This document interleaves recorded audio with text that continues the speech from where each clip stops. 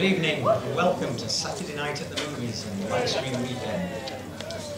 When Bill Lawrence and myself were programming this weekend and selecting the movies, because of various requests that had been made over the preceding 3 years, we really felt it was time that we made a return to the heyday of the roadshow musicals, hence sound music and tonight's screening of Hello Dolly. Barbra Streisand, Walter Matthau, Michael Crawford on the big screen, singing and doing everything that they do well, wonderfully held by Gene Kelly. To introduce tonight's movie, I'd like to introduce one of the weekend's biggest sponsors and supporters, and he has been for a number of years, and I hope he will continue to do so. You've seen him filming several sequences and interviewing various people during the weekend, and we are hoping to make a nice digital print that we can screen next year at next year's Widescreen Weekend to give you all a taste and to give others a taste and a flavour of what the weekend really encompasses. So please welcome Wolfram Hannemann.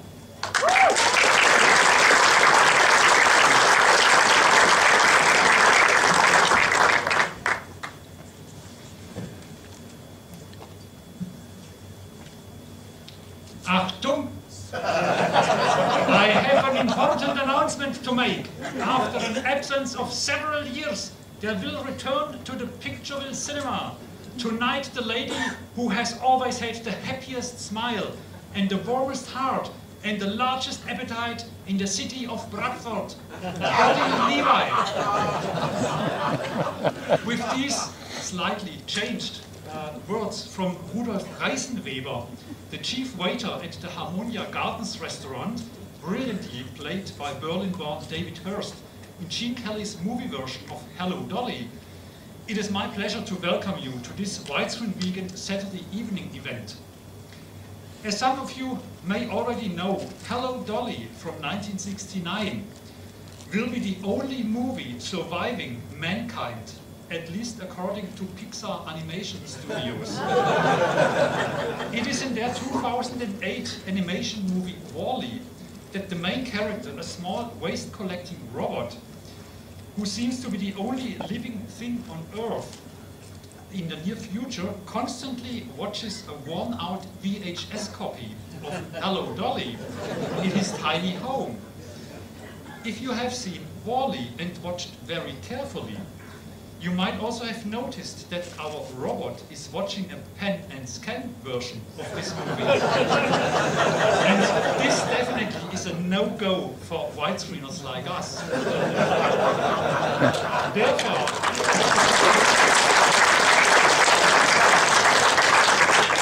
I am very happy that Pictureville is providing the real treatment tonight, showing Barbra Streisand and Walter Matthau on the big curved screen in 70mm and 6-track digital sound. It is interesting to note that UK DVD retailer HMV realized during an analysis of its third quarter figures for 2008 that Hello Dolly had sold more copies in this period than in all the quarters combined for the previous 10 years. This was put down to the popularity of WALL-E, which features clips from Hello Dolly at several key points.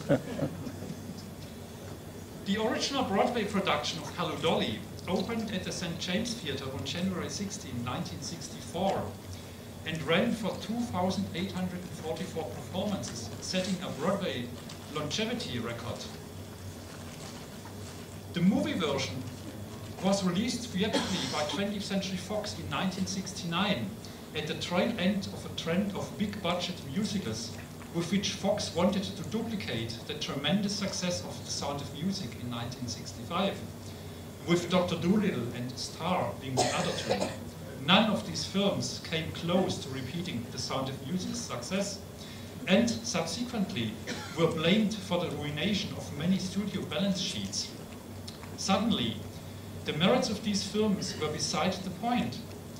The result was that several top studio executives lost their jobs, and the studio itself went into such dire financial straits that it only produced one picture for the entire calendar year of 1970. In truth, Fox would never recoup its losses until a highly successful theatrical reissue of The Sound of Music in early 1973.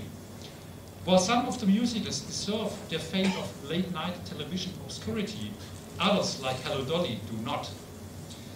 The film premiered in New York at the Rivoli Theatre on December 16, 1969, and at Grauman's Chinese Theatre in Los Angeles on December 19. Production had wrapped more than a year earlier, but release was significantly delayed for legal reasons.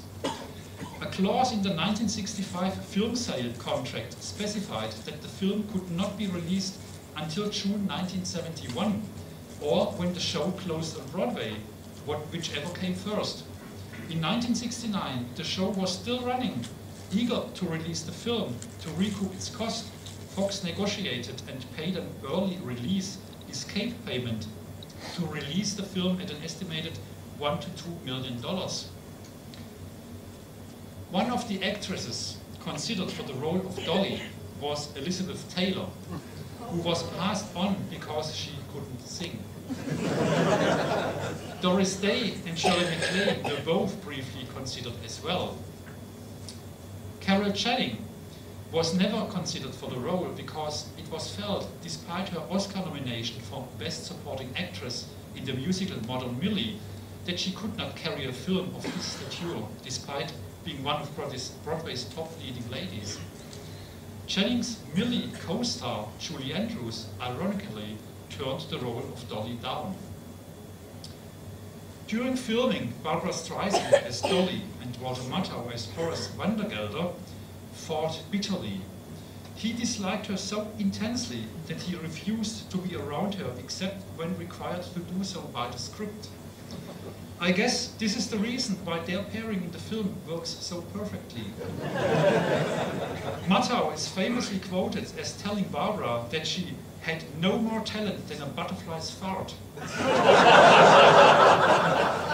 In the final shot, Horace kisses Dolly in front of the church. Walter Matthau detested Barbra Streisand so much that he refused to kiss her. To get around this, he leaned near her and the camera was positioned so that the angle makes it appear that he kisses her, when in reality his face was several inches from hers. The set for the Harmonia Gardens filled an entire soundstage at Fox Studios and occupied 3 levels: a dance floor, a main section that surrounded the dance floor, and an upper mezzanine. The Harmonia Gardens sequence took an entire month to shoot. For all of you who have seen The Sound of Music yesterday, in the Harmonia Gardens, the back wall behind the head check girl is the wall from the ballroom of the von Trapp's villa. And the large fountain in the Harmonia Gardens set was reused in the Towering Inferno. It can be seen in the top floor restaurant. It gets knocked over by the water and kills the bartender, played by Gregory Sierra. During the filming of Butch Cassidy and the Sundance Kid, director George Roy Hill heard about the turn-of-the-century New York set constructed for Hello Dolly. He wanted to use the set to film a brief sequence in which Butch Cassidy and Sundance Kid and Etta Place visit the Big Apple. The producers were proprietary about the set and didn't want it to appear in another movie. 20th Century Fox, however, allowed Hill to take still photographs of its stars Paul Newman, Robert Redford and Catherine Ross on the set, surrounded by the extras who appear in the old-time tinted photos as city crowds, which were used in a montage sequence that served as a transition between the US West and Bolivia sections of the movie. Let me tell you about my personal experience with Hello Dolly. It was in the 1990s that I first came across that movie, not in the cinema, but in my home theater, being a Laserdisc addict. During that time, I collected every Laserdisc I could get my hands on. American Laserdiscs featuring a Dolby Digital audio track were the Rolls Royce of my collection. I just had to have all of them.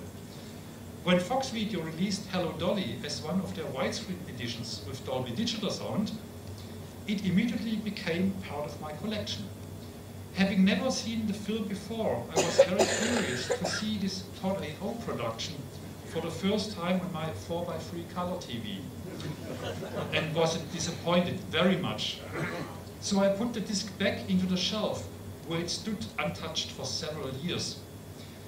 All this changed all by a sudden in 2005, when I came to Bradford to participate in Widescreen Weekend's tribute to 50 years of Todd-AO. Hello Dolly was one of the films which were shown with new 70mm prints of during that occasion. Wow! I couldn't believe my eyes. It was like I had never before seen this film. I loved it from the first minute to the last. Not only did I enjoy the film so much, I also thought that this must have been one of the best 70mm prints I have ever encountered. I will never forget the spontaneous applause from the audience following the waiter's ballet sequence, and it will be very interesting to see whether this happens tonight as well. So my personal experience with Hello Dolly proved once and for all, for me, that certain movies really need an auditorium like this to showcase their full potential. I am very glad to be here tonight. Please note that due to an error, the running time of Hello Dolly is incorrectly stated as 129 minutes in the festival brochure. Rest assured that we are going to see the full 148-minute version, including an intermission.